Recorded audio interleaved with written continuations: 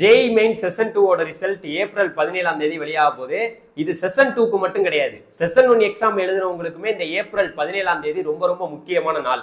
நம்ம வந்து பாத்தீங்கன்னா IIT போக முடியுமா, NIT போக முடியுமா, இல்ல IIIT போக முடியுமா, இல்ல GFTIல போயாவது படிச்சிட முடியுமா அப்படின்னு ஆசையோட இருக்கக்கூடிய மாணவர்களுக்கு ஏப்ரல் 17ஆம் தேதி தான் உங்களுடைய அந்த முடிவுகளை வந்து நீங்க தெரிஞ்சுக்க போறீங்க. அன்னைக்கு வந்து உங்களுடைய ரேங்க் வந்து வெளியிடுவாங்க, CRL ரேங்க். அதுக்கப்புறம் உங்களுடைய கேட்டகரிக்குன்னு ஒரு ரேங்க் வெளியிடுவாங்க. இதை பத்தியெல்லாம் நம்ம எப்படி தெரிஞ்சுக்கிறது, என்னென்ன இன்ஃபர்மேஷனை 17ஆம் தேதி நமக்கு ஏப்ரல் 17ஆம் தேதி நம்ம பார்க்கணும் அப்படிங்கிறத டீட்டெயிலா இந்த வீடியோவில் சொல்ல போறேன். நம்ம சேனலுக்கு நீங்க புதுசாக வந்திருந்தீங்கன்னா மறந்துடாம சப்ஸ்கிரைப் பண்ணிங்க, நம்மளுடைய இன்ஸ்டாகிராம் பேஜை ஃபாலோ பண்ணிங்க. நானும் உங்கள் trending Tamil Gopi. Hello TDJs.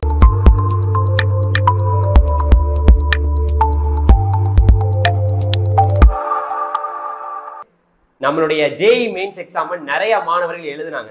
அதாவது ஜனவரி செஷன்ல எழுதிட்டு எனக்கு இந்த பர்சன்டைல் வருது அப்படின்ட்டு நிறைய பேர் வெயிட் பண்ணிட்டு இருக்காங்க.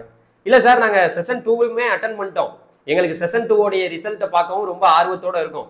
ஆனா வந்து பாத்தீங்கன்னா நாங்க பர்சன்டைல வச்சு என்ன பண்றது சார், என்ன பர்சன்டைல் இருந்தா எங்களுக்கு வந்து NIT திருச்சி எல்லாம் கிடைக்கும், நாங்க ஏதாவது ஒரு NITக்கு போகணும்னு ஆசைப்படுறோம். இல்ல சார், எங்களுக்கு வந்து பாத்தீங்கன்னா அட்வான்ஸ் எக்ஸாம் எழுதுறதுக்கு எங்களுக்கு ரொம்ப ஆசையா இருக்கு, நாங்க IIT போறதுக்கு ரொம்ப ஆர்வத்தோட இருக்கோம் அப்படின்னு சில பேர் இருக்கலாம். எதா இருந்தாலுங்க பர்சன்டைல் அப்படிங்கிறது வந்து பாத்தீங்கன்னா, அதாவது நம்ம வந்து பாத்தீங்கன்னா JEE அட்வான்ஸ் எக்ஸாம் எழுதுறதுக்கு மட்டும்தான் அது யூஸ் ஆகும். குறிப்பா வந்து பாத்தீங்கன்னா உங்களுக்கு இந்த ஏப்ரல் 17ஆம் தேதி உங்களுக்கு டீட்டெயிலா எல்லாமே வந்துடும். என்ன வரும், நீங்க செஷன் 1 செஷன் 2 ரெண்டு இதுலயும் எழுதிருந்தீங்கனாலும் உங்களுக்கு ஒரு ரேங்க் வெளியிடுவாங்க. இப்ப நம்ம அதை ஃபர்ஸ்ட் பாத்திரலாம். அதுல வந்து பாத்தீங்கன்னா எப்படி வரும்னா, இப்ப நான் போன வருஷத்துல உள்ளதை உங்களுக்கு ஷோ பண்றேன். உங்களுடைய போட்டோ எல்லாமே டீட்டெயில்ஸ் எல்லாம் வரும். அதுல நீங்க செஷன் 1 செஷன் 2 இதுல வந்து மேக்ஸ், பிசிக்ஸ், கெமிஸ்ட்ரி இதுலலாம் நீங்க என்ன பர்சன்டேஜ் எடுத்திருந்தீங்க, உங்களுடைய டோட்டல் பர்சன்டேஜ் என்ன, அதுக்கடுத்து வந்து பாத்தீங்கன்னா நீங்க இந்த BE BTech அதாவது எந்த நீங்க இந்த பேப்பர் 1 இல்லாட்டி பேப்பர் 2 எது எழுதிருக்கீங்களா அதுல நீங்க பாத்துக்கலாம். அதுல வந்து பாத்தீங்கன்னா CRL ரேங்க் அப்படின்னு ஒன்று வருங்க. இந்த ரேங்க் தான் ரொம்ப முக்கியமானது. இந்த CRL ரேங்க்னா ஒரு காமனான ரேங்க். அந்த ரேங்கை வந்து இங்க கொடுத்துருப்பாங்க, என்ன ரேங்க்னு நீங்க பாத்துக்கலாம். அதே சேம் டைம் நீங்க என்ன கேட்டகரி, அதாவது வந்து நீங்க ஜென்ரல்ல EWS இருப்பீங்க, OBC NCL இருப்பீங்க, SC இருப்பீங்க, ST இருப்பீங்க, PWD இருப்பீங்க. உங்களுக்கு வந்து எந்த ரேங்க்ல வருதோ அது கேட்டகரிக்குன்னு ஒரு ரேங்க் வரும். இதை நீங்க பாத்துக்கலாம். அதுக்கு கீழேயே கொடுத்துருப்பாங்க, என்ன கொடுத்துருப்பாங்க, நீங்க அட்வான்ஸுக்கு குவாலிஃபையா அப்படின்னு கொடுத்துருப்பாங்க. நீங்க வந்து பாத்தீங்கன்னா CRLல நீங்க இந்த ரேங்க்குள்ள இருந்தீங்கன்னா, காமனா இருந்தீங்கன்னா, ஜென்ரலா இருந்தீங்கன்னா எந்த ரேங்க்ல இருக்கணும்.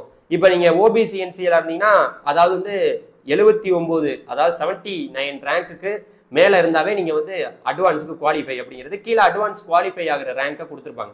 அதையும் நீங்க பாத்துக்கலாம். இதுதான் நீங்க வந்து ஏப்ரல் 17ஆம் தேதி பார்க்க போறீங்க. பார்த்துட்டோம். இதை பார்க்கறதுனால நமக்கு என்ன நன்மை கிடைக்க போகுது அப்படின்னு கேட்டீங்கன்னா, அன்னையில இருந்து மாணவர்கள் குழம்பி போயிருவீங்க.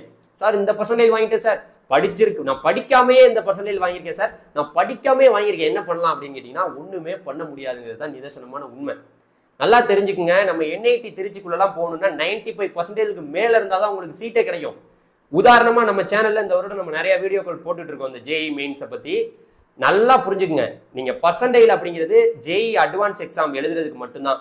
நீங்க அட்வான்ஸுக்கு குவாலிஃபை ஆகியிருக்கீங்க அப்படிங்கிறது உங்களுக்கு தெரிஞ்சிருச்சுன்னா, உங்களுக்கு அந்த பர்சன்டைல் வந்துருச்சுன்னா, நீங்க வந்து பாத்தீங்கன்னா அதுக்கு வந்து ஆல்ரெடி IIT கான்பூர் தான் வந்து பாத்தீங்கன்னா இந்த எக்ஸாமை கண்டக்ட் பண்றாங்க. டேட் எல்லாம் வந்து பாத்தீங்கன்னா கொடுத்துட்டாங்க. உங்களுக்கு வந்து பாத்தீங்கன்னா மே 18ஆம் தேதி எக்ஸாம் நடக்க போகுது. அதுக்கு வந்து ஏப்ரல் 23ஆம் தேதியே வந்து பாத்தீங்கன்னா ரெஜிஸ்ட்ரேஷன் உங்களுக்கு நடக்க போகுது. மே 2ஆம் தேதி வரைக்கும் நீங்க ரெஜிஸ்டர் பண்ணி அந்த எக்ஸாமை எழுதலாம்.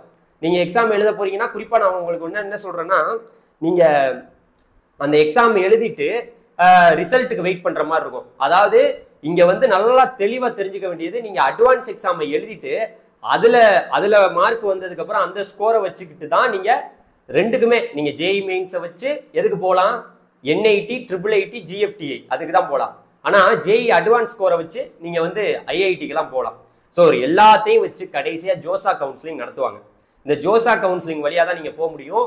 ரேங்க் வந்துருச்சுனாவே நம்ம வந்து ஓரளவுக்கு நம்ம வந்து ஒரு கான்ஃபிடென்ட் ஆயிடலாம். ஓகே, நம்ம வந்து போன வருஷம் வந்து போய் லாஸ்ட் இயரோடைய ரேங்க் எல்லாம் நம்ம கம்பேர் பண்ணி பார்க்கலாம்.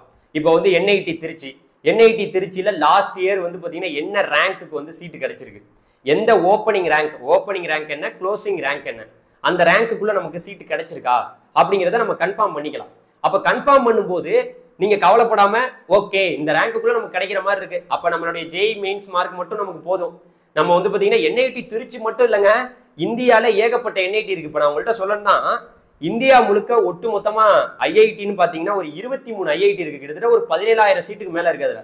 அப்புறம் என்ஐடின்னு பாத்தீங்கன்னா ஒரு 32 என்ஐடிஸ் இருக்கு, அதுல 23,000 சீட்டு வந்து பாத்தீங்கன்னா இருக்கு. அதே போல ட்ரிபிள் ஐடின்னு பாத்தீங்கன்னு வச்சுங்களேன் ஒரு 26 இருக்கு, அதுல வந்து ஒரு 7,000க்கும் மேற்பட்ட சீட் இருக்கு. அதே போல ஜிஎஃப்டின்னு பாத்தீங்கன்னா கிட்டத்தட்ட ஒரு 40 காலேஜ் இருக்கு, அதுல ஒரு 8,000 சீட்டுக்கு மேல இருக்கு. ஒட்டு மொத்தமாவே ஒரு 60,000 சீட்டு. நான் இன்னும் அதை டீட்டெயிலா உங்களுக்கு சொல்றேன், ஆனா சும்மா ஒரு தோராயமா சொல்றேன், ஒரு 60,000 சீட்டுக்குள்ளதான் இருக்கு. இதுக்கு எத்தனையோ லட்சக்கணக்கான மாணவர்கள் எழுதுறாங்க, அவங்க போட்டி போடுறாங்க. என்னதான் போட்டி போட்டாலும் இதுல நல்ல பர்சன்டேஜ் இருந்தவங்க மட்டும்தான். நீங்க நம்ம என்ஐடி திருச்சியெல்லாம் வந்து இந்தியா லெவல்லே மிகப்பெரிய ஒரு காம்படிஷனான இன்னைக்கு என்ஏஆர்எஃப் ரேங்கிங்ல நல்ல பிளேஸ்ல இருக்கு. ஸோ அதனால நீங்க எடுத்திருக்க பர்சன்டேஜ்ல வச்சுக்கிட்டு குழம்பிக்கிட்டு இருக்காம, உங்களுக்கு ரேங்க் வருது பார்த்தீங்களா, அந்த சிஆர்எல் ரேங்க், அந்த ரேங்க் தான் ரொம்ப முக்கியமானது. அதே சேம் டைம் உங்களுடைய கேட்டகரி ரேங்க்கும் ரொம்ப முக்கியமானது. ரேங்கை வச்சு தான் அதுக்கப்புறம் நம்ம முடிவு பண்ண முடியும். நீங்க ரேங்கை வச்சே முடிவு பண்ணிட்டு ஒருவேளை நமக்கு கிடைக்கல அப்படிங்கிற மாதிரி இருந்ததுன்னா நீங்க அடுத்த ஆப்ஷனை தேடி போகலாம். அதனால ரொம்ப போட்டு பெருசா லெவல்லாம் நீங்க குழம்பிட்டுலாம் இருக்க வேண்டியதில்லை. சிம்பிளா உங்களை வந்து நான் வந்து அந்த ரிசல்ட் வெளியாகட்டும் ஏப்ரல் 17ஆம் தேதி, அதுக்கப்புறம் இந்த ரேங்க்ல போன வருஷம் நமக்கு நீங்க எப்படியெல்லாம் நீங்க பார்க்கணும், அந்த ஜோசாவோட அந்த வெப்சைட்டை எப்படி பார்க்கணும், அதுல வந்து பாத்தீங்கன்னா எப்படி எந்த ரேங்க்குள்ள கிடைச்சிருக்கு, எல்லா விவரங்களுமே நான் அப்புறம் சொல்றேன். ஸோ அதனால கவலைப்படாம இருங்க. நீங்க வந்து பாத்தீங்கன்னா பெருசா குழம்பிட்டுலாம் இருக்க வேணாம். ரிசல்ட் வரட்டும், இந்த இதெல்லாம் நீங்க பார்க்கணும் டீட்டெயிலா. உங்களுடைய சிஆர்எல் ரேங்க், உங்களுடைய கேட்டகரி ரேங்க், இது ரெண்டையும் பார்த்தா போதும். நான் அட்வான்ஸ் எழுத போறீங்கன்னா ஓகே சார், எனக்கு வந்து இந்த பர்சன்டேஜுக்கு மேல வருது சார், நான் அட்வான்ஸ் எழுதுறேன் சார். அட்வான்ஸ் எழுதினாலுமே உங்களுக்கு அங்கேயுமே வந்து பார்த்தீங்கன்னா நல்ல ஸ்கோர் இருந்தால் மட்டும்தான் நீங்கள் ஐஐடிக்கெல்லாம் போக முடியுங்கிறத தெரிஞ்சுக்கங்க. ஸோ மாணவர்கள் எல்லாருமே வருட வருடம் நம்ம பார்க்குறோம், நிறைய பேர் எழுதிட்டு சார் முடியலை சார், நாங்கள் ஜேஇ எழுதி பார்த்தோம் ஆனால் ஒழுங்கான பர்சன்டேஜ் வரல அப்படின்ட்டு இங்கே தான் வர்றாங்க டிஎன்இ கவுன்சிலிங்க்கு. நமக்கு பெரிய ஆப்ஷன் நம்ம கையில் இருக்குது, டிஎன்இங்கிற ஒரு ஆப்ஷன் தமிழ்நாட்டு மாணவர்களுக்கு. அதனால இங்கே டிஎன்இ மட்டும் இல்லை, நிறைய டீம்டு யூனிவர்சிட்டிஸ்லாம் இருக்குது. ஸோ பெரிய பெரிய பிரபலமான கல்லூரிகள் தமிழ்நாட்டில் தான் இடம் பிடிச்சிருக்கு. அதனால நம்ம ஒன்றும் கவலைப்பட தேவையில்லை.